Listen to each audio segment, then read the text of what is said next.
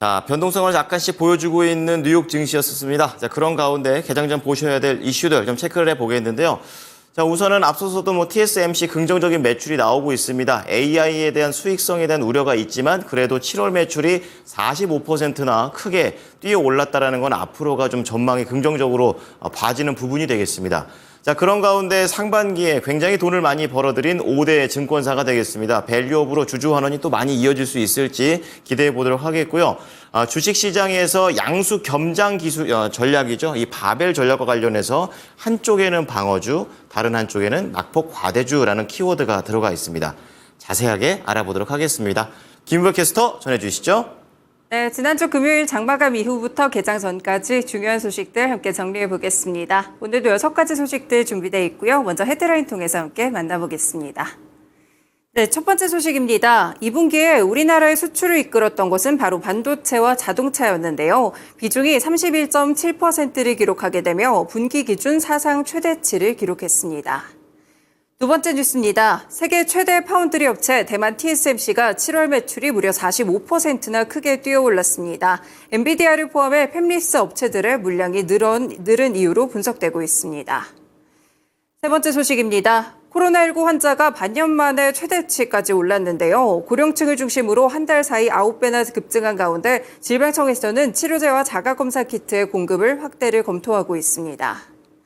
네 번째 소식입니다. 5대 증권사 이번 이익이 상당히 좋았는데요. 올해 순이익 4조 클럽에 들어갈 것으로 보이는 가운데 해외 주식 거래가 크게 증가했습니다. 다섯 번째 소식입니다. 사모펀드 스카이레이크 측에서 비즈니스온에 대해 공개 매수에 들어갑니다. 상장 폐지 목적이라고 하는데요. 대상 주식들을 모두 매수했을 때 지분율은 99.59%까지 커집니다. 마지막 소식입니다. 한쪽에는 방어주 그리고 다른 한쪽에는 낙폭 과대주로 당분간 바벨 전략을 사용해야 된다라는 증권가의 조언이 나왔는데요. 주가를 선방할 수 있는 제약바이오 섹터가 차기 주도주로 부상할 수 있을지 관심입니다. 네, 오늘 이렇게 6가지 소식들 준비되어 있고요. 첫 번째 소식부터 함께 보시죠. 네, 먼저 지금 보시면 한국의 반도체와 자동차가 2분기 전체 수출에서 차지하는 비중이 분기 기준으로 역대 최대치를 기록하게 됐습니다. 한국무역협회 통계 시스템 K스탯에 따르면 올해 2분기 한국 전체 수출에서 반도체는 20.3%, 자동차는 11.4%를 차지하게 됐고요. 이 반도체와 자동차의 수출 규모를 합쳤을 때는 총 543억 달러를 기록하게 되면서 분기 사상 최대치를 기록하게 됐습니다. 이 한국의 대표 수출 효자 품목이라고 볼 수 있는 반도체와 자동차는 지난 2017년 4분기에 26.9%를 기록하면서 처음으로 25%를 넘겼고요. 그 이후에는 25%에서 30% 사이에서 움직였는데 이번에는 30%도 크게 돌파를 하게 된 것입니다. 일단 반도체는 한국 수출의 주력이라고 볼 수가 있겠는데요. 일단 1분기에는 13.6%까지 지난해 반도체 업황이 좋지 않을 때 수출에 대한 비중이 크게 떨어지기도 했습니다. 하지만 계속해서 상승세를 기록한 다음에 이번에는 20%를 넘겼다는 분석들이 나타나고 있고요. 자동차는 2분기에 전체 수출에서 역대 3위를 기록하게 됐지만 수출액 기준으로는 분기 사상 최대 실적을 내게 됐습니다. 2007년 4분기에 106달러로 처음으로 100억 달러 수출을 돌파했고 계속해서 이번에 성장세를 이어왔다고 보고 있는데요. 한국 수출이 반도체와 자동차 일부 품목에 편중돼 있어서 수출 품목에 대한 다변화가 있다는 일부 지적들도 나오고는 있지만 일본과 대만 등 이 주요국들도 각각 자동차와 반도체 역시나 집중하고 있다라는 분석들도 있으니까요. 관련 종목들까지 연결해서 체크해 보시면 좋을 것 같습니다. 네, 두 번째 소식으로 넘어가 보겠습니다. 삼성전자의 하나의 또 경쟁자이자 세계 최대 파운드리 업체인 TSMC, 지난달에 어닝 서프라이즈를 기록하게 됐습니다. 최근에 인공지능과 관련돼서 여러 가지 우려들이 있었는데 이를 불식하고 또 최대 실적을 써내리게 된 것인데요. 최근 인공지능 반도체 수요 급증으로 인해서 엔비디아 같은 팹리스 업체들이 TSMC에게 맡기는 물량이 상당히 늘었다고 합니다. TSMC는 올해 7월에 실적을 집계한 결과 매출이 전년 동기 대비 44.7% 증가한 2,569억 5천만 대만 달러, 국내로 환산했을 때는 10조 8,279억 원을 기록했다고 하는데요. 증권가 예상치를 20% 중반을 훌쩍 뛰어넘었다라고 보실 수가 있겠습니다. 이렇게 7월 실적이 예상보다 크게 늘어나면서 올해 3, 4분기 역시나 매출액이 증권가의 컨센서스를 크게 뛰어넘지 않을까 긍정적인 전망들이 나타나고 있는데요. TSMC가 증권가에서는 올해 3, 4분기에 전년 동기 대비 37% 늘어난 31조 5,328억 원의 매출을 올릴 것이라고 분석하고 있습니다. 다만 그동안 빅테크 기업들이 대규모로 투자한 인공지능 인프라에 대한 수익성 의문이 커지고 있는데 일단은 위탁받아서 생산하는 엔비디아의 차세대 AI 반도체 개발 지연 가능성 등은 일부 악재로 꼽히고도 있는데요. 일단 7월까지는 상당히 긍정적인 실적을 냈기도 했으니까 3분기에 대한 실적 조금 더 기대해 볼 수 있지 않을까 기대감이 실린 이런 뉴스였습니다. 관련 종목으로는 삼성전자 또 경쟁사로 함께 체크를 해보실 수가 있을 것 같은데요. 전반적으로 오늘 움직임까지 함께 호재일지 악재일지 체크해 보시면 좋을 것 같습니다. 네, 세 번째 소식으로 넘어가 보겠습니다. 최근에 코로나19 환자가 다시 급격하게 번지고 있는 양상인데요. 실제로 코로나19 입원 환자가 한 달 사이 무려 9배 이상 증가했다고 합니다. 지난 2월 이후 최대치를 기록했다고 하는데 입원 환자 10명 가운데 6명은 65세 이상의 고령층으로 분류되고 있습니다. 이달까지 전국에서 코로나19가 유행할 것으로 예상되고 있는데 이에 따라서 정부는 치료제 그리고 자가 진단 키트의 공급을 크게 늘리기로 했는데요. 지금 8월 첫째 주 코로나19 입원 환자 수는 861명으로 집계가 됐습니다. 지난 2월 첫째 주에 875명 이후에 6개월 만에 최대 수준까지 크게 늘어났는데요. 코로나19 입원 환자 수는 2월 첫째 주 이후에는 감소세를 보이다가 6월 말부터는 다시금 증가세로 돌아서는 양상입니다. 지금 연령별로도 말씀드린 대로 65세 이상이 전체 입원 환자 수 가운데 65.2%를 차지할 정도로 많다고 보실 수가 있겠는데요. 호흡기 바이러스는 주로는 이 겨울철에 유행을 합니다. 코로나19는 하지만 최근 2년간인 여름철인 7월에도 8월에서도 유행을 했다는 점 체크해 볼 수가 있겠는데요. 이처럼 지난 2년간의 유행 추세를 고려했을 때 이달 말까지는 코로나19 환자가 증가할 것이라고 분석하고 있습니다.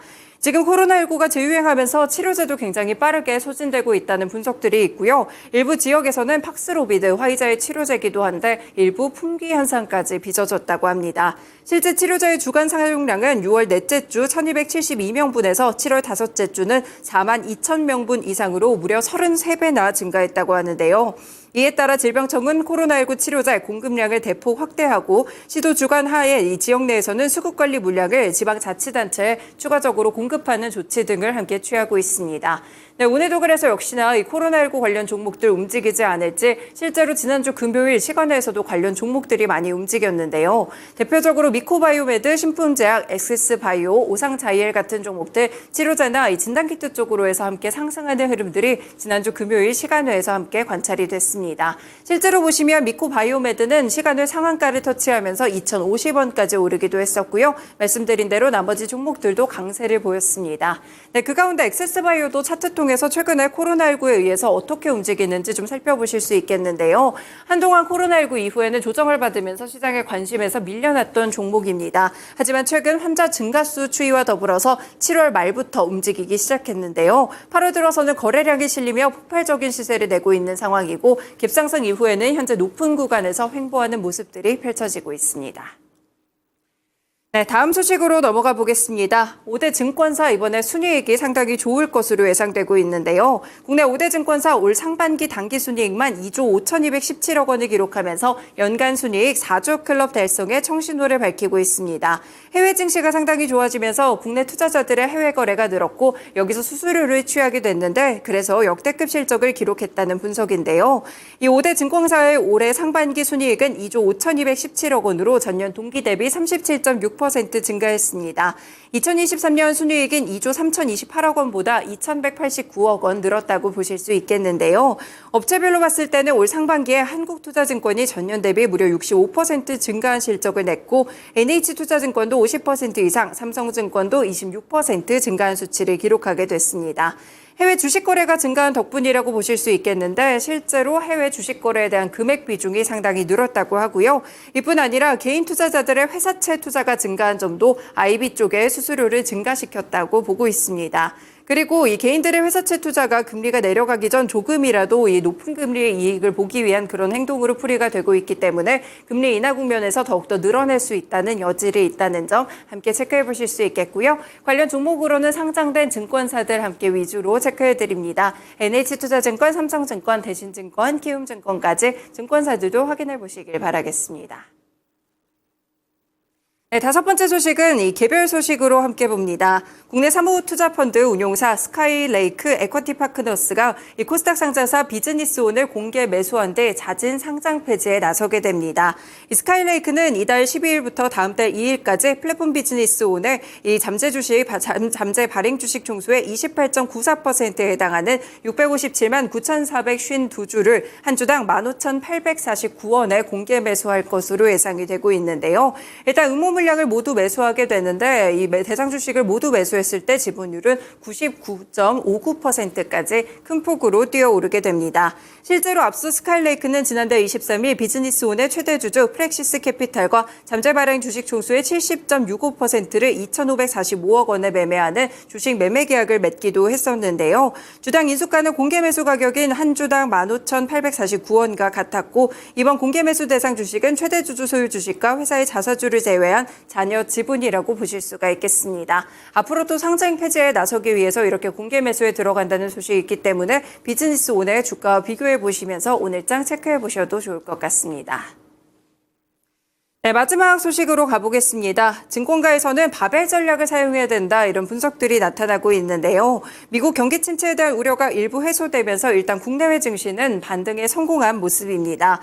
미국의 신규 실업수당 이 청구 건수가 전주보다 큰 폭으로 줄어든 영향이었는데요.